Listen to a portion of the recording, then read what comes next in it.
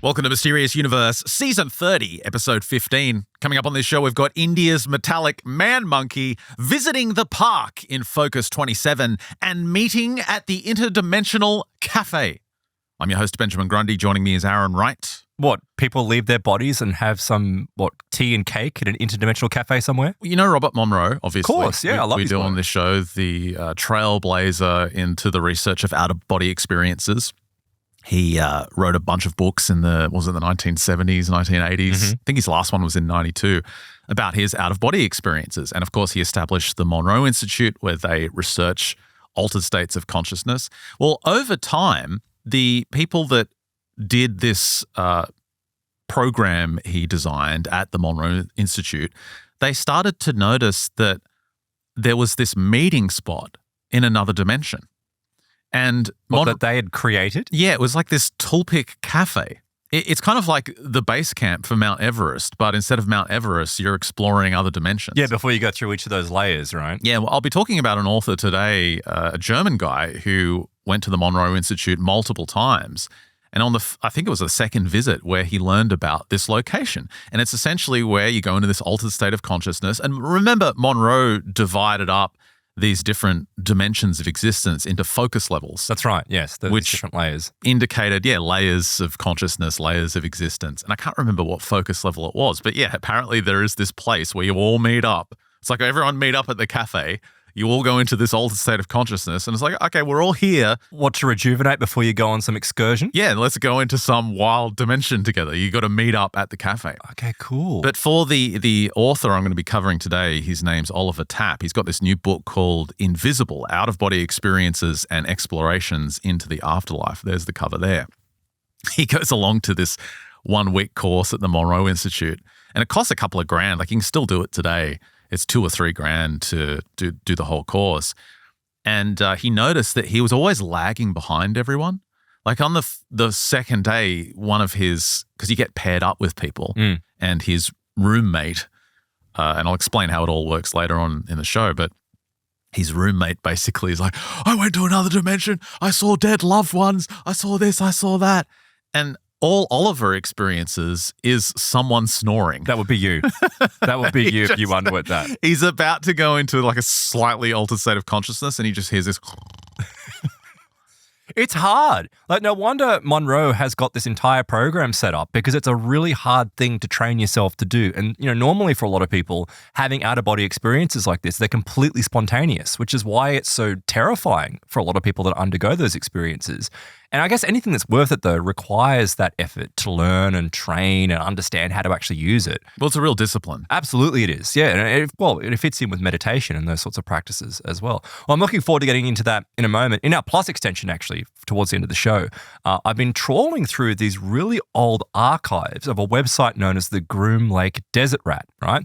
And it happened to coincide with this new video that's come out from News Nation. News Nation, it's a YouTube channel, I'll link to it in the show notes. It's quite large. It's got like over 1 million followers, but they've published a collection of files from George Knapp, like the great journalist and researcher George Knapp. And he's got his podcast with Jeremy Corbell. That's right. Going quite well. Yeah, really nice guy. And I was going through some of his files because, of course, George Knapp was one of the first people to publish any details about the Area 51 or the facility that was there. It wasn't known as Area 51 at that point. What's the Desert Rat publication? So is that the Desert Rat is actually being published by Glenn Campbell, right? And this was shot he down. the rat? Is he the Desert Rat? He's the Desert just Rat. Digging up all the stories? And that's what he does. So he hangs around Rachel in Nevada. And of course, he found out, or he noticed that there was something unusual going on around this area. And most of the time, though, he said, look, people see lights in the sky around that area all the time, strange balls of light and strange activity going on. And he's actually very, paranormally conservative because he's like, it's just flares. It's just, typical standard military things that are going on. And it's not the Pleiadian light ships? Yeah, all that crap, right? He just shoots all that down. But this is why I actually like his research because he can go, well, yeah, that stuff's all actually normal. But the other stuff that's going on, if you dig a little bit deeper, you find that there's something very strange occurring here. And in fact, he pulls up the story of Alfred.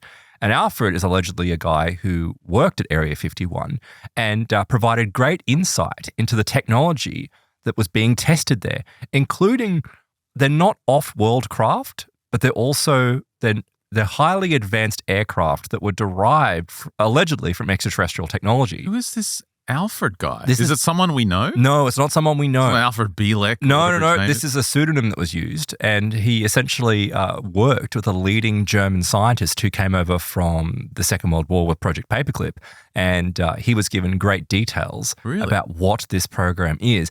And it will actually give us some greater insight as to why these things crash, why people's cars break down, why all the electrical components go.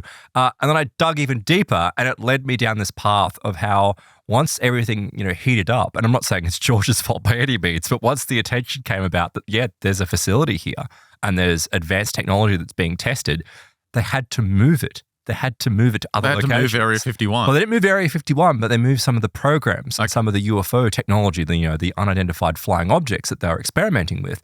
And of course, the Pine Gap. Well, maybe Pine Gap, but that doesn't come up in this story. But they moved it to places in Texas, so I'm going to describe some of those stories.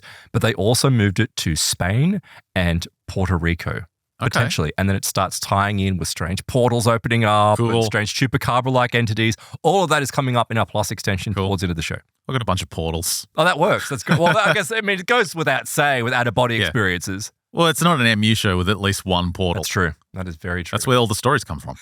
Story portal opens up in the afternoon. We're about to give up. Normally at about 5 o'clock in the afternoon, we've got to record at 6, and it's like we're about to check out. Just end everything. The portal only opens up, in relation to how much stress we're under. So it's got the closer it gets to 6 o'clock, and the more likelihood that we're not going to get a show out, the more likely it is it will open for us. So, like I said, this is Oliver Tapp, invisible out-of-body experiences and explorations into the afterlife, focusing on the Monroe method. He's a former TV journalist from Germany. And today he's a certified trainer for the Monroe Institute. And I'm not sure how the whole system works, but you have to obviously go there and pass some kind of tests and get certified. But he moved to LA in 1992, and the book's extremely well written. I didn't realize it was translated. Oh, right. Because I went to look the guy up and find out more about what he does and what he's selling, really. It's all in German? It's all in German. Everything's in German. His website's in German, his Facebook page is in German, everything's in German. And when I finally looked into it, I realized the book is a translation, but you wouldn't be able to tell. So usual story with this kind of stuff, this guy was fascinated with death from a young age. He's one of these kids who had these big questions very early on. He remembers going to the graveyard somewhere in Germany with his family, but just wondering, where are all these people now? Surely that's not it. They're just not in the ground. And as he got into his teens, he started to experiment. And he thought, what? Well, he thought the best way to figure out the answer to that question is necromancy. So he got a Ouija board. He tried to get in touch with the dead, got all these books from the German library and on the occult stuff. But thankfully it didn't work. None of that stuff worked. And did he get a spirit attached to him? Well, no, because years later, he stumbled across one of Robert Monroe's books. This is how this started. He came across Journeys Out of the Body by Monroe. I'm not sure if that was one of his first ones, but it's definitely one of his earliest. 1971, Journeys Out of the Body. That's the first book. And in November of the year 2000, inspired by the books, he set off on this 6-day workshop at the Monroe Institute, which is in Virginia. And the foundation of the Gateway Voyage program lies in the Hemi-Sync audio technology. Yes. Which, of course, is the core of the whole Monroe system. And if you're not familiar with it, it's binaural audio in that you put headphones on and the left ear will have a sound frequency or a music at a certain frequency, and the right ear will hear another frequency, another sound at a different altered frequency. Have you ever used it? Yeah, I've tried the tapes over the years, but it's the kind of thing where I've tried it for 10 minutes and gone, this is so boring. I wouldn't say boring because, I like that kind of stuff, but I have tried Hemi-Sync and it's just, for whatever reason, it just can't. How long have you done it for? Maybe an hour. Okay, see, that's the problem. You got to go through the whole course and treat it like a discipline. Right. It's like going, I did an hour's worth of karate. How come I'm not a black belt? Yeah. It's that kind of thing. You get out of it what you put into it. To give you an example, this is just a little snippet of the very first CD that came out. You start to hear a wavering, a vibrato in the tone. When you hear this, your brain is beginning to act in unison. The two halves of your brain, the hemispheres, are starting to act and perform electrically as one unit. This is what is described as hemispheric synchronization, or Hemi-Sync as we call it. This greater natural brain-mind power is what you will learn to use. So relax for a moment and explore this new feeling of Hemisync.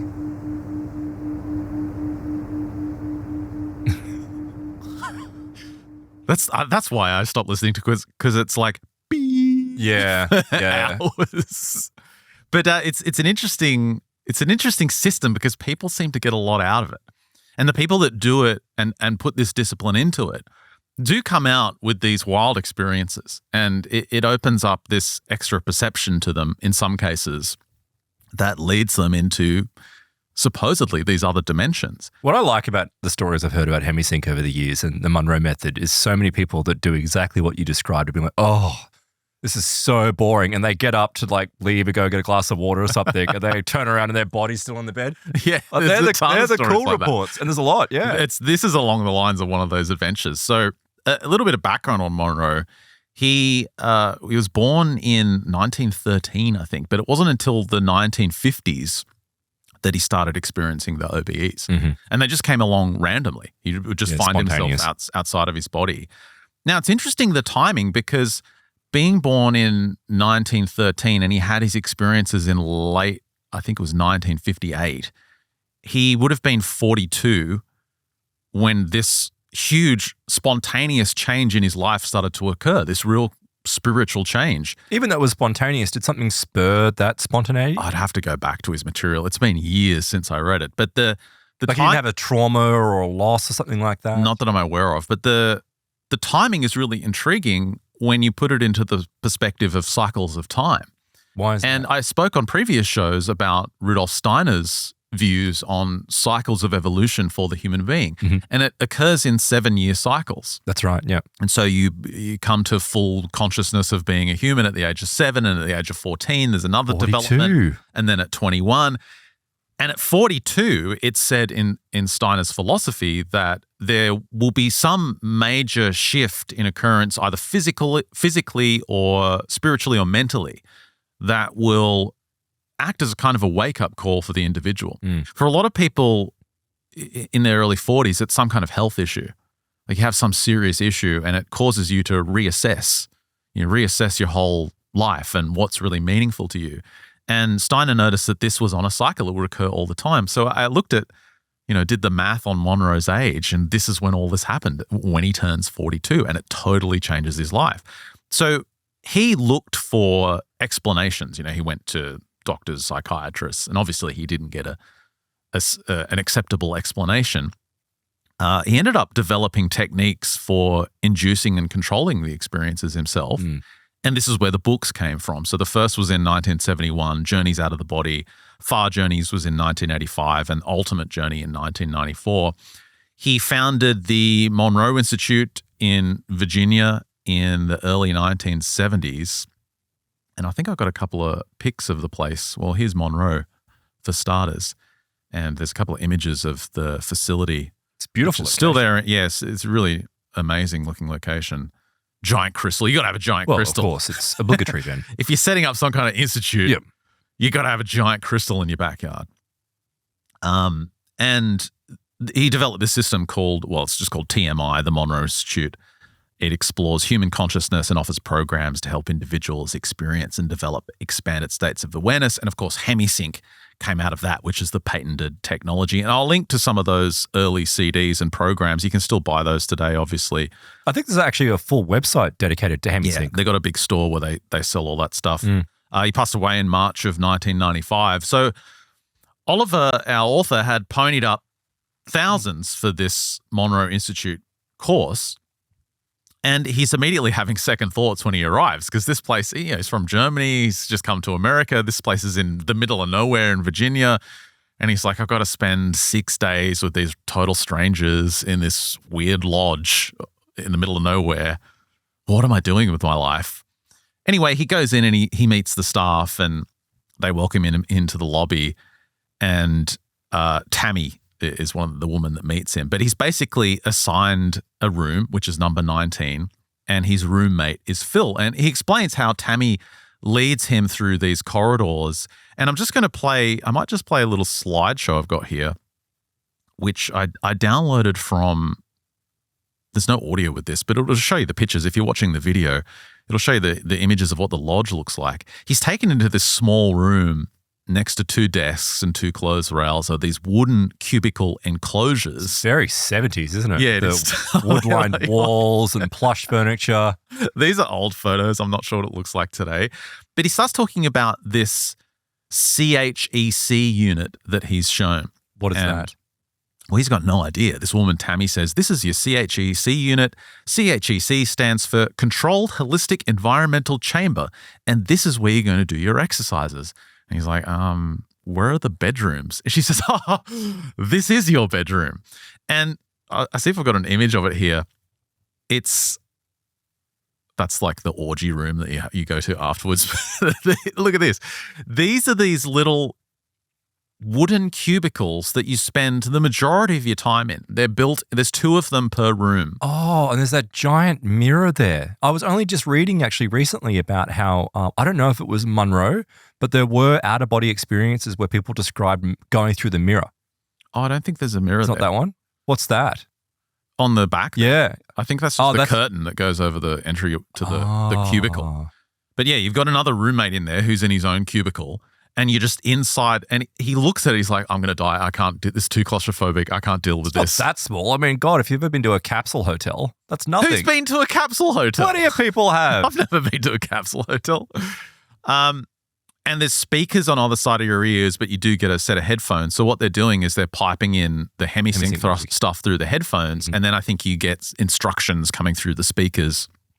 So yeah, he's wondering how on earth he's going to deal with this. Through all this. What is that? It's just one of the random. Spoon bending. There's a photo of spoon bending. I'll just run that slideshow while I go through some of this. But he meets the instructors. He meets John and Karen. They're the 2 instructors.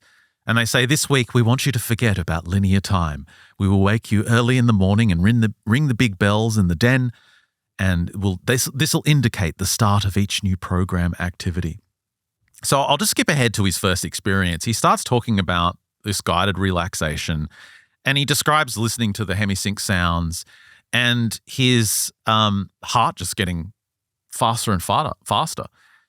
He said, Bob slowly counts from 1 to 10, and I feel a slight pressure in my skull. My right hand begins to tingle as if I've fallen asleep. And for a moment, he says, I feel as if I'm sinking. And before I can delve deeper into this sensation, Monroe's voice continues through my earphones, sounding muffled. Focus 10, he says. You are now in focus 10, the state where your body is deeply relaxed and your mind is fully awake. And he starts describing images flashing through his mind, but they're coming through so fast, like fractions of a second, he can't focus on anything. Suddenly, he says, my body feels as heavy as lead. I'm momentarily frightened. Thoughts race uncontrollably through my mind. This is what it must feel like. This is what it must feel like to be paralyzed. And so something's happening. It is affecting him. Immediately something is occurring. And this is where he explains how the technology theoretically works. So the brain responds to rhythmic sounds by generating waveform patterns, brainwave patterns. He says consistent drumming, for example, can induce relaxation in some listeners. Slow rhythmic music has a similar effect. So the basic concept is, well, he says, consider you've got 2 tuning forks, for example, and they're calibrated to slightly distinct pitches. Say you've got one at 400 hertz, you've got another at 405. If you strike them simultaneously, these sounds amalgamate in the air to form a third sound, which is a so-called monaural vibration at 5 hertz, right? That's the difference between the 2 frequencies. Now, musicians, especially using string instruments, they're familiar with these vibrations because they're constantly tuning their instruments. They hear these all the time. This monaural vibration disappears only when the tuning fork aligns with the relevant string. However, when the 2 different sounds are separately channeled into each ear via headphones, the brain constructs that third sound from the 5 hertz difference, which is known as the phantom sound. This is the binaural beat. The right and left hemispheres of the brain adjust to this new frequency to establish equilibrium. This phenomenon results in hemispheric synchronization, a harmonized state of the brain. So long story short, it is a really efficient, very straightforward way to essentially modify your brainwaves. Mm-hmm. And a lot of the adherents to this system claim that it is a way to skip hours of meditation, which might achieve the same result. Feels like it's cheating though, doesn't it?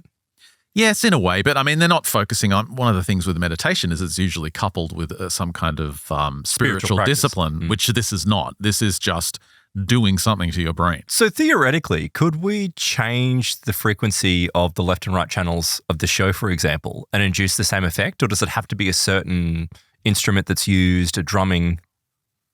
You could do that, but we'd have to record in stereo somehow, so we wouldn't be able to use these mics because this is just a mono of course, yeah. signal. But I wonder if that would have an effect. So like all this kind of the ideas of what's it called, like surreptitious programming, that kind of stuff. Like I wonder if advertising agencies have worked out how to utilize this. Do some kind of binaural right-wing extremist dog whistle. It's just like subliminally programming the audience. We could do that. I didn't say that, okay? Like for the comments, I didn't say that. You were thinking it though. I picked up on the thoughts. Yeah, we could do that. We could try that for a future show. We won't tell anyone. We'll just start doing it. So Monroe developed this specific frequency compositions to support various meditative states. And his key was he designed this kind of map to facilitate the movement through these states. Mm-hmm. So what Oliver is doing here in this first experience is like focus one, getting into that first altered state, just experiencing those changes in the brain. And he went up to focus level 35, I think is the maximum. I'm not sure where they're up to today, whether people have expanded on it.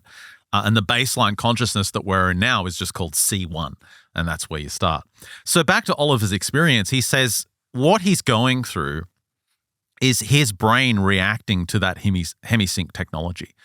And as he's lying flat on his back, he's now paralyzed. So it's almost like... So it does paralyze you. It's like it's inducing a sleep paralysis experience. Yes. Yeah, very much so. And he actually starts to panic like you do under sleep paralysis. He said, I focus on breathing. I'm trying to, stay calm, inhaling, exhaling. And he says it works. I start to calm down and relax. But he says, I barely sense my body at all. It feels as if my mind has separated from it. And he's enveloped in this profound stillness. It's quite amazing. And that's when he hears it. He starts to hear this horrible snoring coming through. This kind of awful, really loud snoring. And he's like, what the hell is that? It becomes so annoying. And he's trying to figure out where it's coming from. It must be the other guy, Phil, that's in his room in the other pod. And he's almost relieved when the voice comes through the speakers, slowly taking them out of that altered state, going 5, 4, 3, 2, 1, you're back in the room kind of thing. You have to wonder though, like, because that looks like it's a huge building. Why would you put people in shared rooms? Like there must be something about the Hemi-Sync or the outer body. Because like if you're going to affect people through snoring, which people do. Maybe it's just the way they built it and that's just how it is. But that maybe there's something to partnering up with someone as well. You get to share things with someone. So following the instructions, they jot down their observations in this little notebook they get. And he said my experience with Focus 10 aligns with most of the participants because they all meet up afterwards to share their experiences. And only Anne's experience of Focus 10 diverged significantly. And she's this elderly woman, I think she's in her 80s or something. And she just says, oh, body asleep, mind asleep. She says, I must have dozed off. I only woke up when the exercise was over. That's so easy to happen though, whenever you're doing anything like that. So he realizes that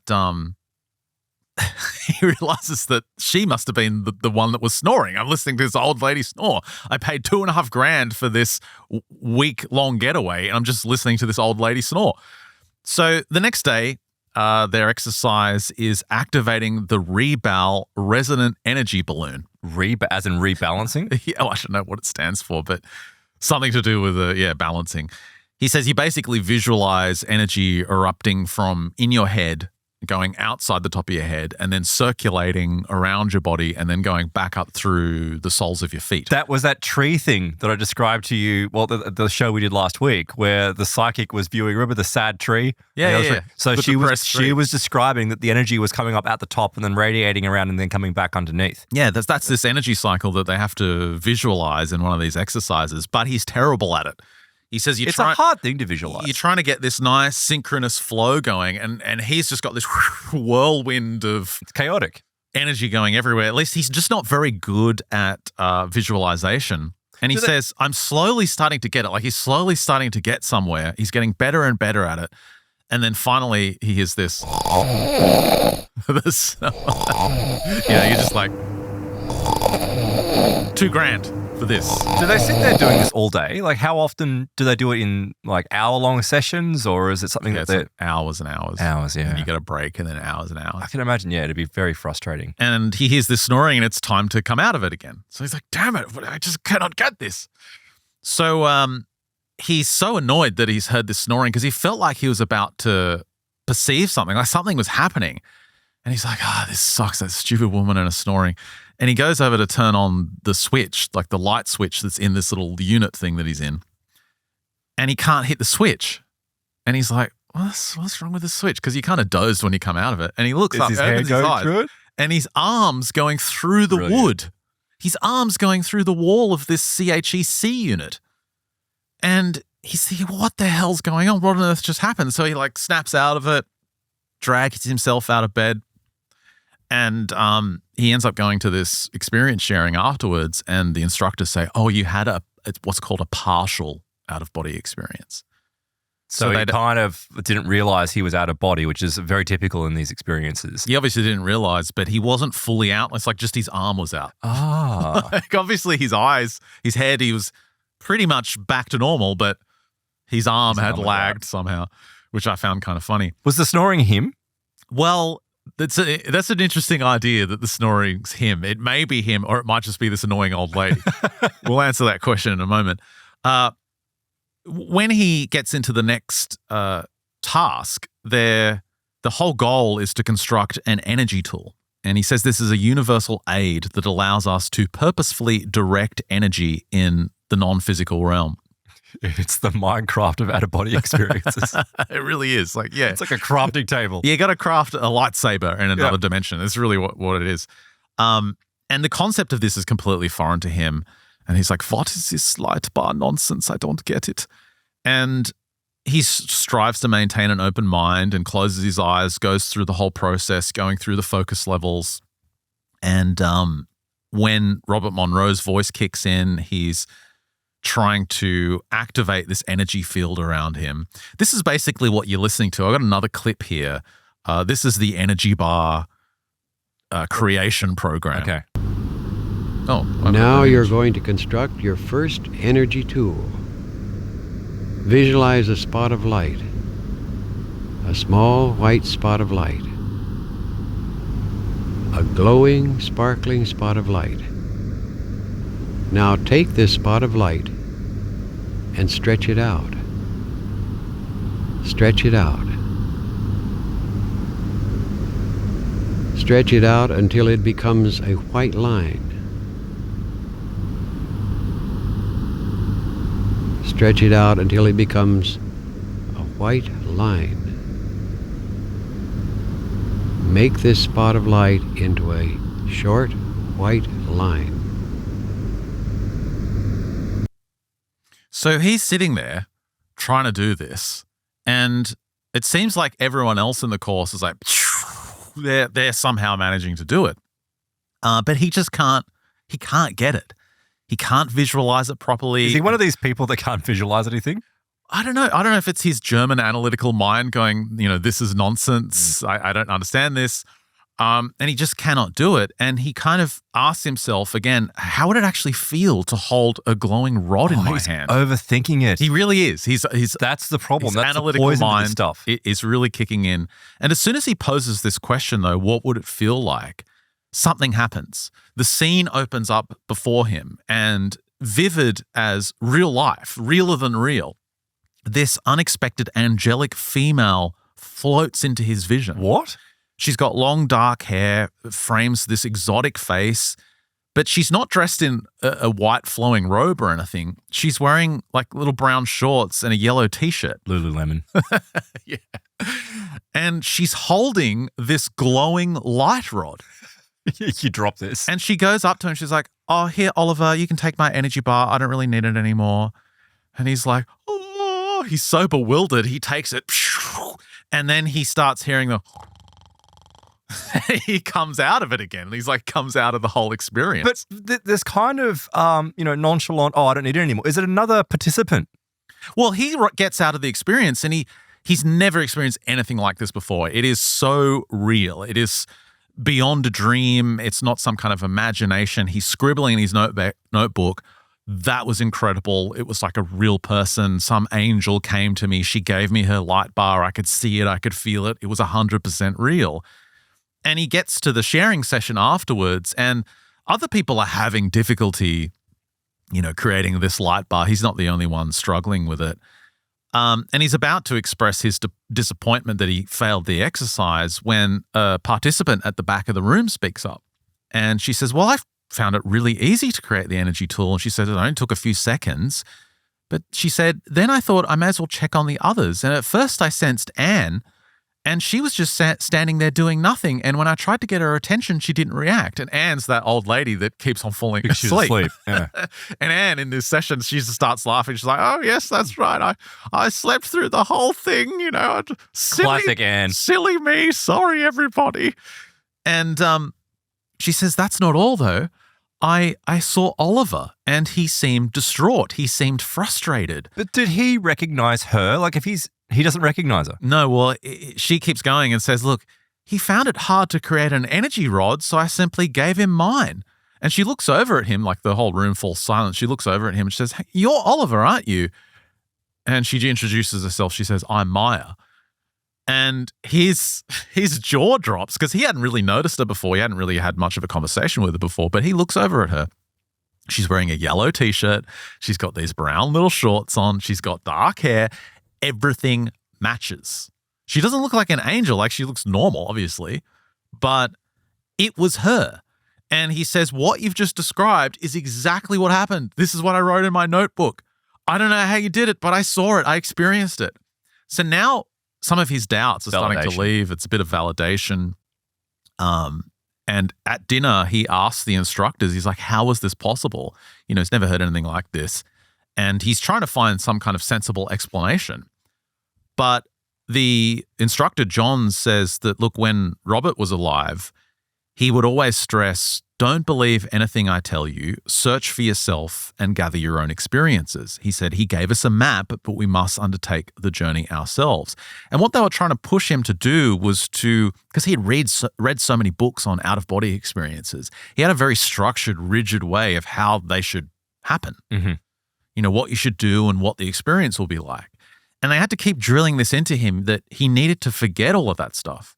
He needed to stop thinking about how it was supposed to be and just try and experience it with an open mind. And later he goes to this woman, Maya, and he's like, how did you even find me? And her answer is kind of new age kooky because she says, oh, I just asked my spirit guides to direct me to who needed help. And that's how I came across you. He's like, what are spirit guides? What is this? And she says, oh, I don't really know. All I can say is they've always been there when I need their help. And he's like, okay, Yaz, this woman is crazy. He has no idea what she's talking about. But she suggests to him a new approach. She says, well, you're having trouble with these exercises. Why don't you ask for help from your spirit guides? Why don't you try and perceive them and maybe they can help you? And he's like, that sounds crazy. How do I even do that? And she says, well, he asks her, how do you do it? She's like, oh, I can see very clear images. One of them's an old medieval monk and another one appears as a man with a wolf's head. Like, wait, a wolf man is a spirit guide for you? Yeah, probably not a good idea. A werewolf is your spirit guide. Well, but in saying that though, there's the idea that this is some type of spiritual archetype and that's why people see Wolfman and it's always been with us, so maybe. Still, do you want spiritual advice from a wolf man? No. I don't know. I personally probably wouldn't. And now that I've said that, I'll probably be attacked by a wolf. Yeah, if I want an archetype, it's the the long-haired Jesuit-looking guy in the robes with the beard, or like something with long, like dark hair and like a big robe, or like a Taoist with a whip or something and the long moustache. Yeah, that works. Yeah, I'd even settle for a Native American. I don't want some wolf man giving me spiritual directions. She's fine with it, apparently. So he thinks, okay, I may as well try this. I got nothing to lose. And the next Bigfoot appear. And meanwhile, Karen and John, the instructors, they introduced them to the next level of consciousness, Focus 12. Monroe described this level as a state of expanded awareness. This time, the process goes off without a hitch. He said, I immediately perceive the rebound, the energy circulating. He said, the more I relax, the more I feel the vibration. I am the vibration, he says. Something's really kicking in. And the awareness of his body disappears. He says, for the first time, I experience what Monroe describes in this affirmation you do at the start of every session, where you've got to say, I am more than my physical body. This is the first time he's actually feeling that for real. And then as he feels like something momentous is about to happen, he's feeling this Hemi-Sync power. And all of a sudden,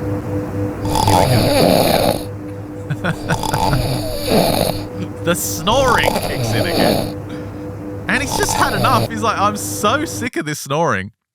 He decides to bring it up with the trainers. He's like, as soon as I'm out of this session, I'm just going to ask to be moved to a different room. And he's listening intently. He's like, it's got to be coming from the next room. And he totally picked it like a dirty nose. Like he rolls over and to try and hear it better. And he hears this. And that's when he realizes it's him. It's him. He's the one that's been snoring this whole time. So this is strange, though. So it's suggesting that he's asleep, but I thought with this kind of stuff that you're in an altered state. Well, this is the altered state, though, because his body is asleep, but his mind is fully lucid. And he was wide awake the whole time, even though his body was asleep. Isn't. His body is not. So he refocuses, and he starts describing, instead of it feeling like he's breathing, it feels like something's breathing him. Something's pumping his lungs. He floats beyond the limits of his physical body, he says, and it feels like someone's trying to cram a large gob of cotton candy into a tiny can, he says. That's how it feels. Like I've heard other people describe something similar to that. His body's getting heavier and heavier. He said, I can feel my physical body, but I can't move it.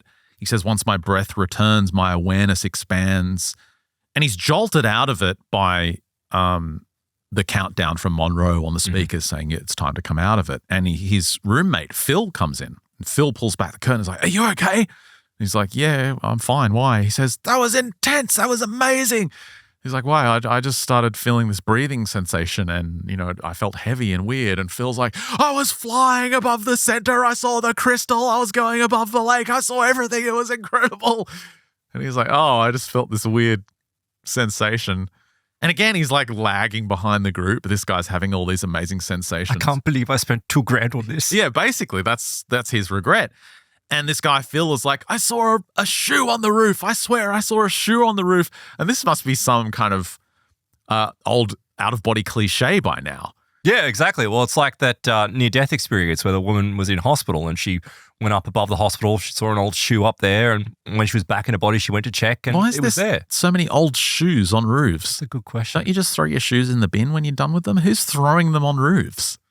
So this guy, Phil, drags him to the top of the building and they end up having a look and it's there. They find the shoe. And he says when he finally gets to ask his spirit guides for contact in another session, he says all that happens is his leg twitches. Right? He asks all these questions like, if you're there, give me a sign. Oh, like a kinesiology kind of effect. At first he thinks nothing's happening. Then he asks a yes or no question and his left leg twitches. And then he asks another question and the answer's obviously the opposite and his right leg twitches. And he comes out of it and he speaks to the instructors and he speaks to Maya or something and they say, maybe that's how they communicate with you. And it sounds like he's not fully connecting yet either. So it's like whatever way he can get through. He's skeptical of this, but he continues. He doesn't try and, come to any conclusions. He reaches focus 15 in a follow-up session where someone screams his name, but he doesn't see anything. Someone just was like, Oliver! And then he comes out of it. During the concluding meditation in Focus 15, there's this session where you're instructed by the audio to focus on a place on Earth that makes you feel good, visualize yourself there, and he picks the island of Corsica, and he actually lived there for 2 years as a young man. He's got great memories from there, and he found himself standing on the beach, sand under his toes, the visualization's very strong. And following the meditation instructions, he imagines himself growing taller and taller and expanding until he can see the curvature of the Earth, and then taller and taller until he can see the map of the Earth. And eventually This is the level stuff, isn't it? Yeah, eventually the Earth shrinks beneath him until it's like the size of a ball. He's floating through the universe, the planet's at eye level. And when he reaches out to grab Earth, intuitively reaches out to grab it, the trainer in this vision, in this visualization, John, suddenly appears and grabs planet Earth and says, "Here, Oliver, catch," and throws it at him. Planet Earth hits him in the head, and he immediately comes out of the experience, and he's in his Hemi-Sync bed. Anyway, a few minutes later, everyone gathers to share their experiences. And Sleepy Anne has something incredible to share. She could hit the face with a ball. No. Bouncing off someone else's face. She actually meets her deceased son. Oh. And that's the whole reason why she went to this.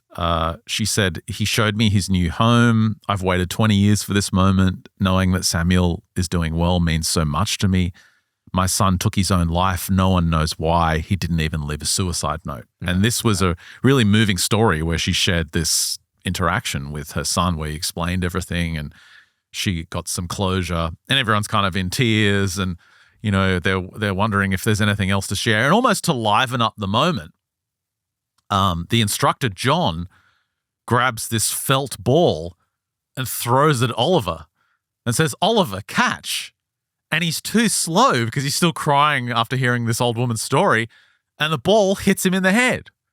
And he goes down to pick it up, and it's a map of the Earth on this felt ball. So was he experiencing a precognition in that out-of-body state, or was it that somehow was the guy demonstrating that he'd been there and had done that? Well, he asks the instructor this, and the instructor's like, "Well, I don't really know. It's up to you to interpret the experience." Right. But yeah, it does Probably seem more like some kind of precognitive event.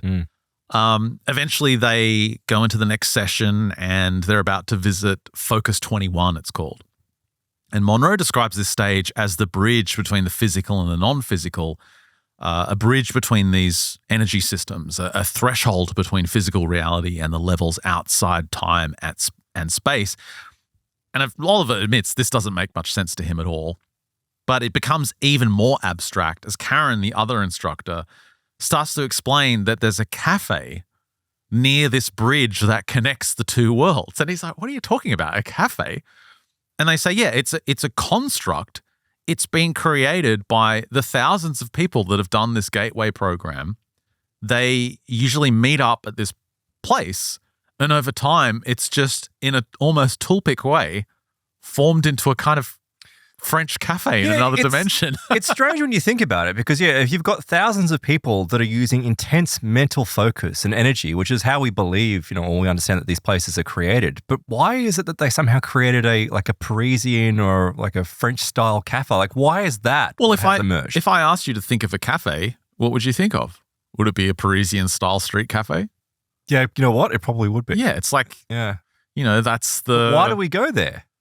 Why do you go to the cafe? Yeah, but no, in your, when you say, describe a cafe, why is it that it seems like people go to a Parisian-style cafe? Because the Parisians mastered the cafe. Yeah, okay, it's like the pinnacle of cafe achievement. No one's conquered it. I can even hear the accordion music right now as I'm imagining it. Like it goes, Starbucks is down here, Parisian street cafe. Yeah. Right up here. Yeah. Right. You can tell how spiritually aware you are depending on where you land up. If you go to Starbucks, you're screwed. According to John, this instructor, he said, among other things, the cafe serves as a launch point for shared excursions into non-physical realities. It's a kind of base camp where you can agree to meet. And after the exercise, you can discuss your observations. So he's like, all right, how the hell do I find this place? As if reading his mind, Karen jumps in and says, when you want to explore a certain place in a non-physical realm, you have to program your inner GPS accordingly, and you do this by setting a clear intention. So she claims all you have to do is go into the experience saying, oh, I'm going to meet at the cafe. Got to meet at the cafe. I'm intending to meet at the cafe. So he sets his internal navigator to the cafe and allows the sound frequencies to come in, and Monroe's voice guides them through this color spectrum. He calls them the Miranon colors, and Miranon was I can't remember this from his books, but some entity he encountered. Yeah, I was wondering at this level, right, if this is a threshold, is this where people most commonly encounter entities of some kind? Well, we'll get into that in a moment. Yeah, there is entities that pop up. And he has a hard time visualizing all of this, and it's only until he reaches focus 18, he says, that he gets a distinct impression of one of the colors, which is rose, and it starts to morph into this dense fog. And out of this fog, he hears a voice, and the voice whispers very clearly to him, "We will meet again here." Now, before he can respond, he hears the 10, 9, 8, the countdown from Monroe over the speakers, and he kind of drifts through this purple cloud until instead of seeing colors, he kind of merges into this white light. And for a moment, just before the end of the countdown, it feels miraculous. Like he feels like he could stay there forever. It's almost like a near-death experience. And very reluctantly, he comes out of the experience and he's back in his normal surroundings. But what was that voice? "We will meet here again." Like, who was that? Who was whispering to me? And he ended up asking his roommate, "Was that you calling? Did you say something?" He's like, "No, I didn't say anything." Anyway, that's kind of the end of the week. It's getting towards the end. And he is told, before we deal with mundane issues like travel arrangements, he said the trainers had a surprise for us. And he said, this is a small preview of what awaits you beyond Focus 21. Focus 27, the park. And Focus 27 is this really intriguing place because Monroe, especially in his latter books, wrote about this location that he kept on arriving at. And when he first encountered it, he wasn't that interested because it seemed to be a place where people would go immediately after death. And he saw it as like people lining up, checking in to a convention center, and there was a park, and there was like a healing center and a library and beautiful scenery. Like it was all sounds like a university campus or something. Yeah, well, he kept on coming across it, but he just wasn't interested because, he wants to explore. He didn't. He didn't have any illnesses or any worries about death. But then I think his wife got cancer and she passed away, and he returned to it. And I think his final book is really focused on this area. I'll have to read Focus 27, the park. So does he find his wife? Yeah, he finds his wife. And what's intriguing about Monroe's work is that other people who have done this program have also found the park. And it's the way you think of it is like a level of consciousness or a level of existence, a different dimension where people seem to check into the afterlife. It's like this weird kind of acclimation zone. And part of the last session was you go into this. Well, he describes trying to essentially reach the park. This was the idea, is that perhaps you get a glimpse of the park. And he says the moment Monroe's voice reaches my ears through the headphones, he has that physical heaviness come over him. But he said this time he was just overcome by mental fatigue and he simply fell asleep. And when he came to, he finds himself in this French street cafe. And he's sitting at this round outdoor table. There's a sugar bowl in front of him. There's a glass of water in front of him. And he's totally confused. He scans the surroundings. Nothing's familiar. And he's like, I've been to France before. I've been to Paris before, but I don't recognize this place. And he's embarrassed because, you should always know where you are and how you got there and what you're doing. But he knows none of this. But this all feels very real to him. Well, the knowledge of him being at the Monroe Institute and doing this has totally vanished. Like he's totally confused. Recollection. He's got no recollection. It's like he's just been planted in this new location. Around him are people engrossed in conversation. No one seems to notice him. He tries to listen to the conversation and he can kind of make it out, but he can't quite understand the language. It's some weird language he can't understand. It's not French. He says, only now do I realize that there are no people or vehicles on the street or the sidewalk in front of me. He's like, where the hell am I? How did I get here? What is going on? And he dared not leave his seat because he thinks, well, where would I go? I don't even know where I am. What would I do? And he starts to wonder if he's ordered something, like if something's coming from the waiter. Panic starts to set in when this young man sits down. Some guy he doesn't recognize sits down at the same table. And this guy says, oh, my apologies for keeping you waiting. There's a lot happening today. And Oliver's just staring at him going, okay, what is going on? Look, I'd love to show you the park now. They're expecting you, but it's just a super busy day. I'd be like, oh my God, I'm dead.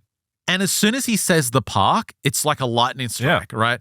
And suddenly he's like, Monroe Institute, CHEC unit, Focus 27, the park. That's what I'm doing. That's why I'm here. Holy crap. I'm here. And this guy gets up from his chair and he suddenly hears another voice. The voice says, express your gratitude to those who supported you on your journey to the park and say goodbye for now. It's time to return to waking consciousness. 5, 4, 3, 2, 1. And he's back. It's the end of the meditation. It's the end of the tape. Way to encourage people to come back for the next program. And so he's like, I was there. I was at the park and you brought me out of it. Oh. So who was the guy? Was he someone that he knew or was it just a random guide? He's got no idea. He's like, every time it gets interesting, Monroe brings me back to physical reality. So that's the end of his week, and it's the end of the Gateway program at the Monroe Institute. Truly life-changing for him. But before he leaves, the instructor warns him.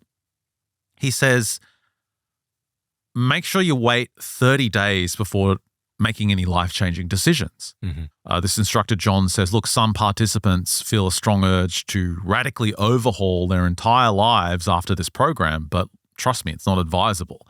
Allow the new experiences to sink in first. And he's like, I'm not going to do that. Silly. I go back to my job. He says within 30 days, he had quit his job on German television. You can't go back. He had bought a ticket to Byron Bay, Australia, the hippie capital of our country. Good luck to him. And had signed up for a yoga instructor's course. It's like, what is going on? How long ago was this? This is like the 2000s. Oh, well, if he's still there now, he's probably made a great deal of money in the property market.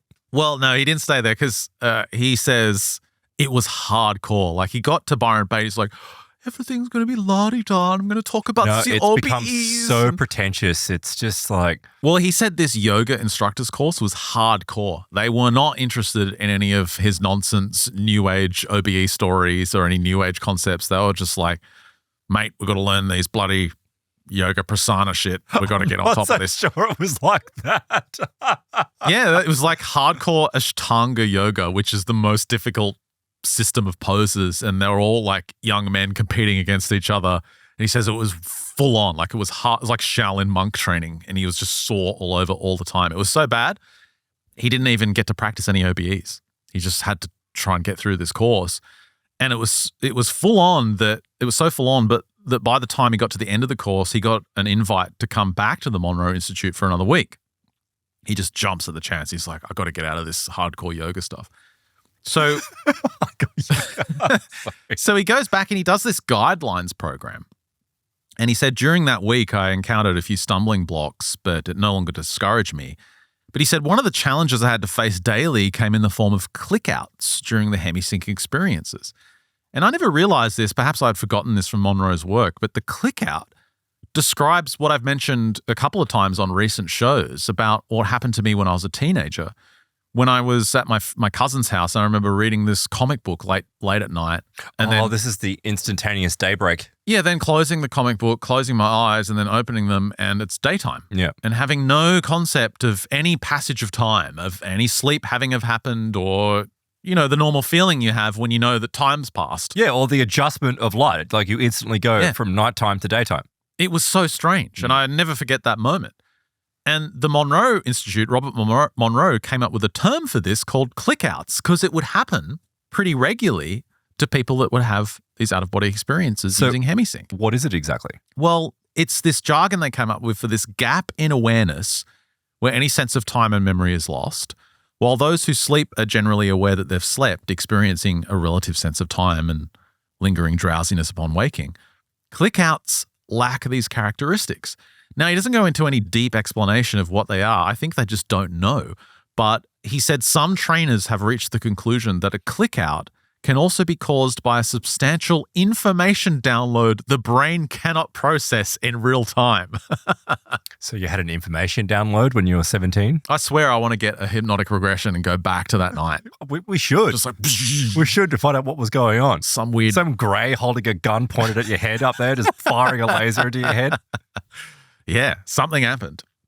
Anyway, he goes into this session and he's got a couple of journal entries. This is from January of 2002, where he's described his ears filling up with this strange muffling sound, and he considers taking off the headphones, but then he has a click out. He says suddenly there's a click out. And he comes to and he's in a desert, and he feels like it's in the United States, like it's somewhere he's been on a bus tour in Arizona or something. And when he looks around, he doesn't see anyone else at all.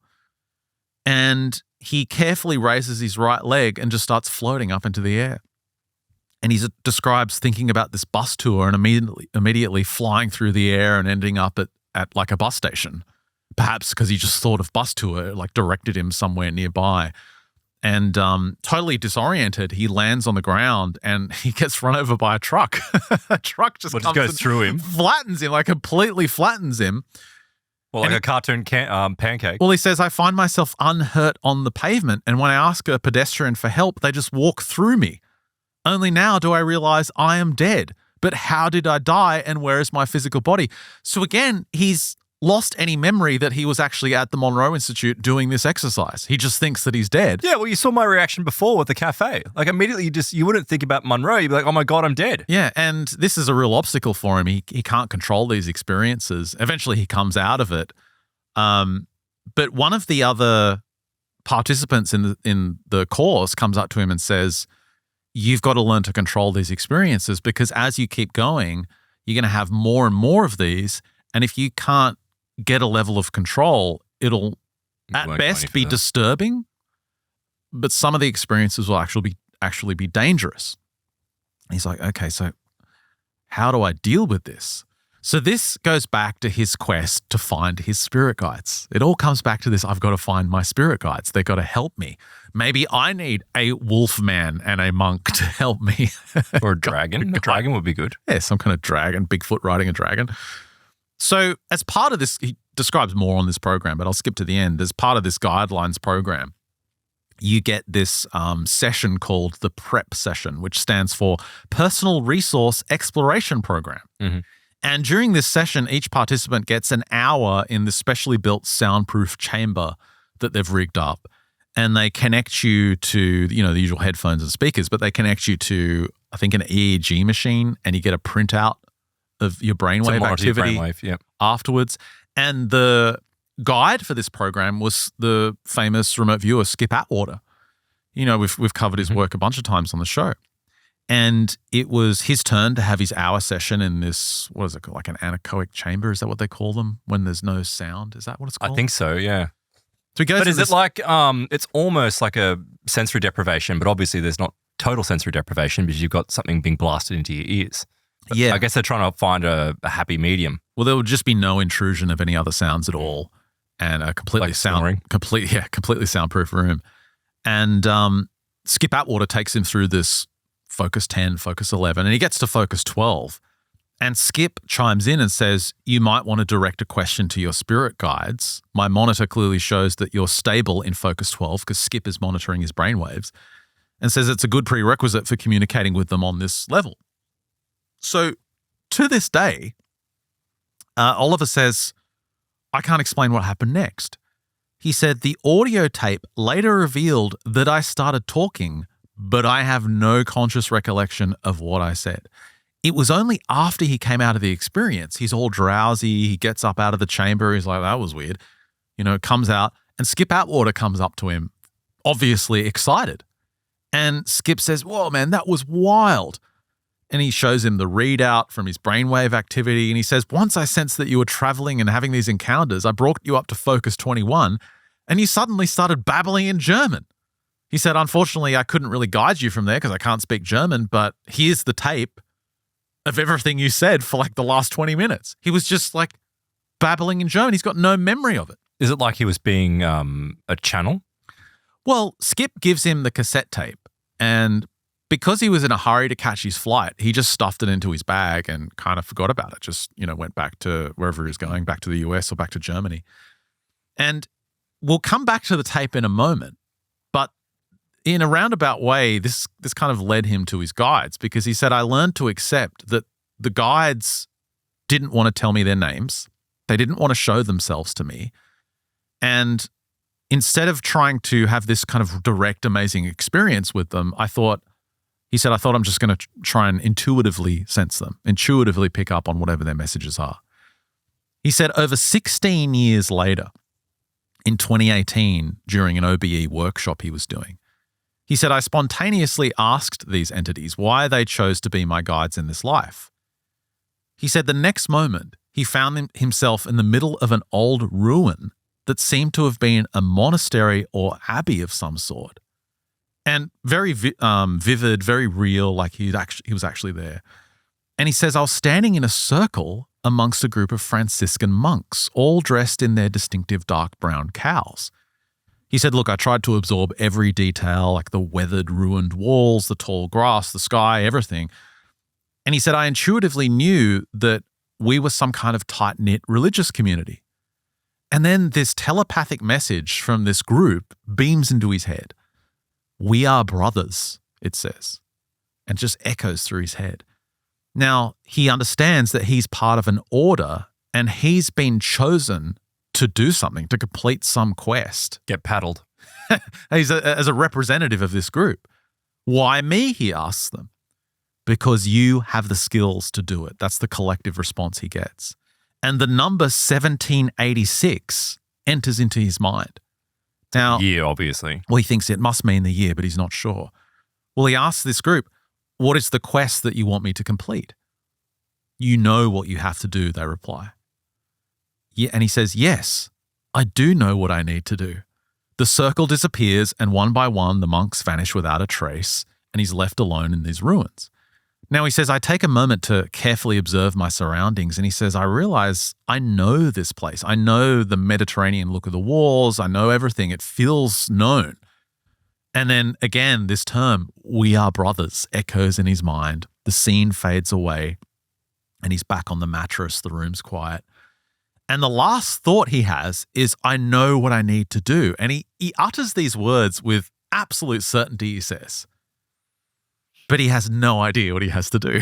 So it's like some weird subconscious thing. Yeah, it's like in that moment, he knows exactly what he's got to do. But when he tries to think back at what that information was, it's completely inaccessible. Now, as soon as he's out of that session, within minutes, he starts researching. He gets his phone. He starts Googling.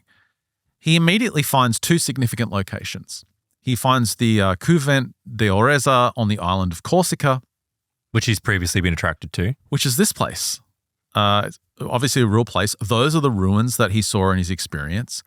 The other place he identifies is the old Spanish mission in Santa Barbara, California, which that's an old photo of it from the 1800s, but it's still there today. You can go and visit today. They've kind of redone it.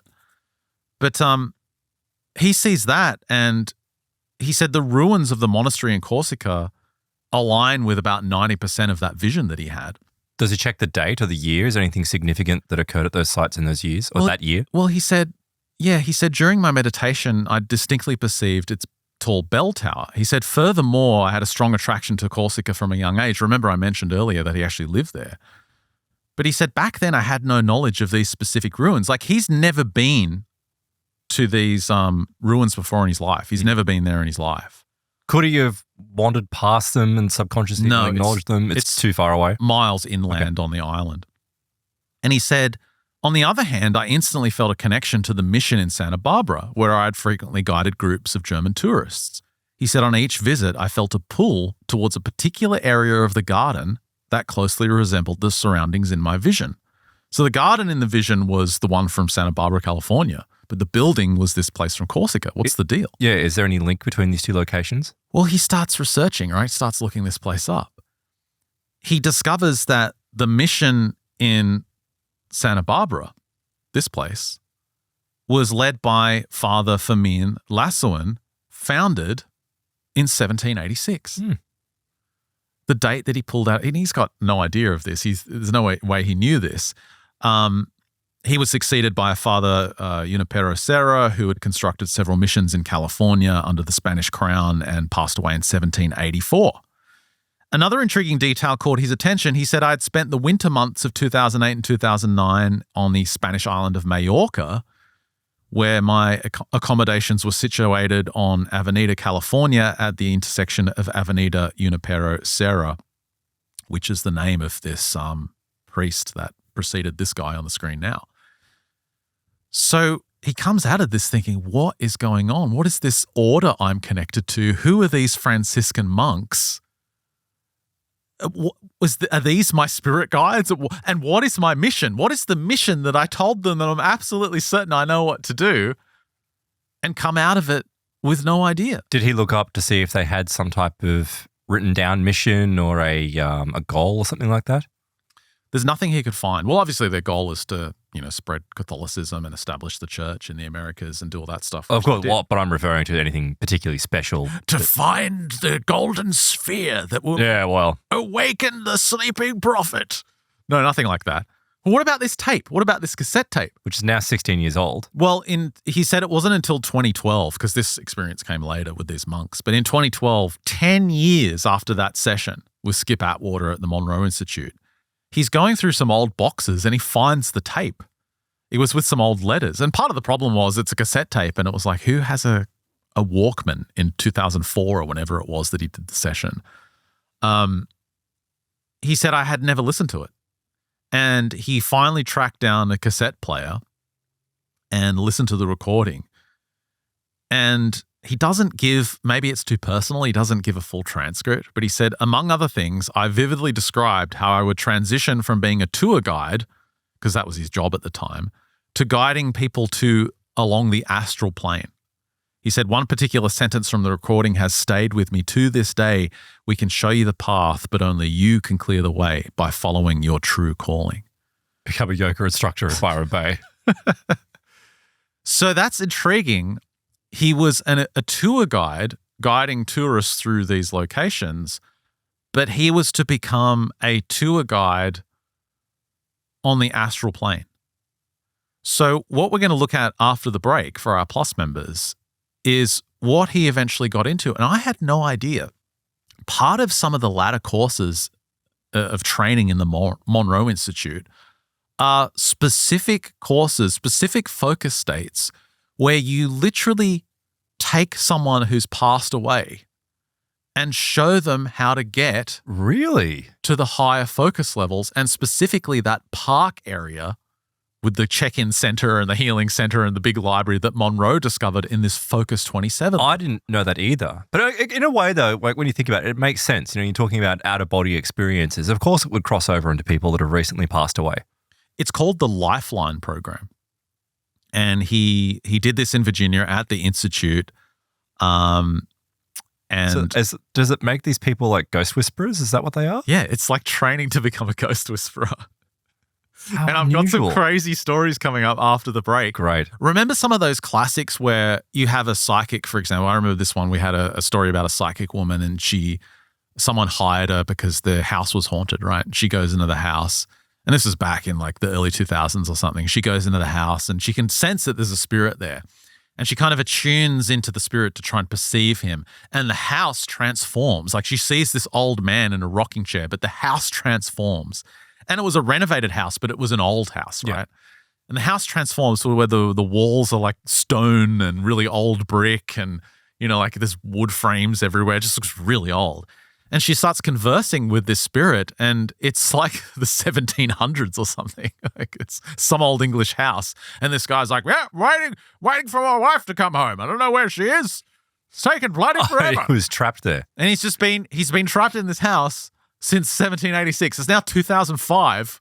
But he just still sees his old rocking chair, his smoking pipe, his fireplace. Yeah, time becomes immaterial to them. And Oliver has several experiences where he's trying to get like old grannies from Frankfurt who are stuck in the 1970s. Like there's one old granny, I'll explain after the break, who's been cooking the same German stew for 45 years. Okay. You've got me intrigued. You've definitely got me intrigued. I didn't think stew would be that interesting, but I am interested.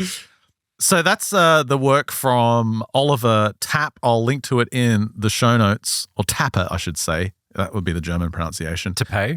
Tapper, Invisible, Out-of-Body Experiences and Explorations into the Afterlife. His delving into the Monroe method.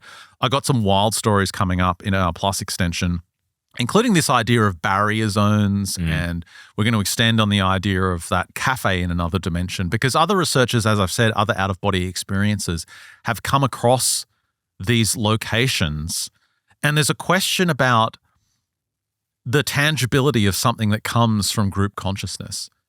What do you mean?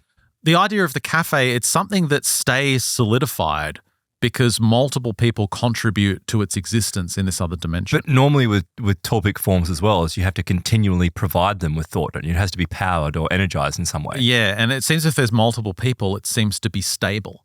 Whereas if it's an individual in one of these other dimensions who has a certain idea or a certain thought or a certain concept, it'll form, but it won't be certain. It's not sustained. It won't have structure. It won't be sustained. It won't exist permanently. If it's multiple people, it seems to create this permanent structure. But other researchers have come across these barrier zones. And I'll get into some of that after the break, where some of these zones, they are created by group thinking, by group thought, group concepts, but they're guarded. And they're by entities or by the people themselves that have created it? By the people that inhabit them, by the people that create them. Inhabit and is an other interesting entities term as well. Mm-hmm. And these, what's fascinating about Monroe is he mapped these zones where people that don't understand that they've died, people that might be atheists, for example, and or have no spiritual path, have no concept of what's going on. Yeah, they get stuck in these zones, and he mapped these. I think it was 23 to 21 to 23 or something. And he says, and that's what you do when you do this Lifeline program. You got to go to these focus zones. It sounds like these are no-go areas for inexperienced people. Well, there's all these people stuck there. And Oliver explains, and I'll get into some of this after the break, that some of them you just can't penetrate because they're protected, because they don't want you there, because you'll get kicked out, you'll get attacked. Okay. We'll go into that after the break. If you want to get access to more of this show, head to mysteriousuniverse.org/plus. Sign up today and you get access to the big extensions we do on these shows every single Friday. You also get an entirely exclusive show that comes out on Tuesdays if you sign up for Plus. Plus members also get a high-quality audio version of the show as well, a high bitrate feed. You get a totally ad-free version of the show. And of course, if you sign up for MU Max, you get access to our huge back catalogue, more than 16 plus years of shows going back quite a long time. Tons of stuff in our back catalogue. Again, mysteriousuniverse.org/plus. Sign up today, help support your favorite show. That's a wrap for this free edition of MU. Thanks for listening. Thanks for watching. If you're on Plus, stick around for the great stuff after the break. For everyone else, we'll catch you next week.